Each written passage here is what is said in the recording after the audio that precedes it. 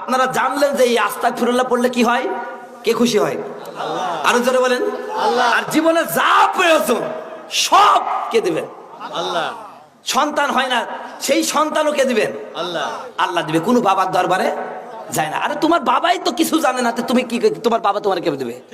লোকে বলে বাবাই নাকি সব জানে, ঠিক কি না?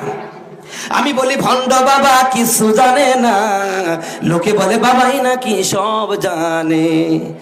মাথায় লম্বা চুল রাখিয়া লাঠি হাতে ঘুরে বাবাই নেংটি পরিয়া, ঠিক কি না? আবার ভক্তবিন্দু লইয়া বাবা কলকি টানে, ঠিক কি না? লোকে বলে বাবাই নাকি সব জানে। নাউজুবিল্লাহ বলেন। ওরে বাবার মনে ফুর্তি হয় ভারী, ভক্ত রূপে পাই যদি সুন্দরী নারী, ঠিক কিনা? নুরি কোন সুন্দরী নারী যদি মরি হয় তাহলে দেখবেন অবস্থা অন্যরকম। ওরে বাবার মনে ফুর্তি হয় ভারী, ভক্ত রূপে পাই যদি সুন্দরী নারী।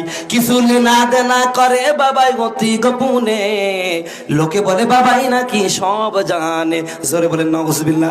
প্রিয় ভাইরা আমার, আজকে আমরা এই মাহফিলটা করছি, এখানে একটি মাদ্রাসা আছে, অসংখ্য এতিম ছাত্র এখানে পড়াশোনা করে, কোরআন শিখে। আল্লাহ রসুল বলেছেন তোমাদের মধ্যে সর্বোত্তম ওই ব্যক্তি যে কোরআন শিখে এবং শিক্ষা দেয়। জোরে বলেন সুবহানাল্লাহ।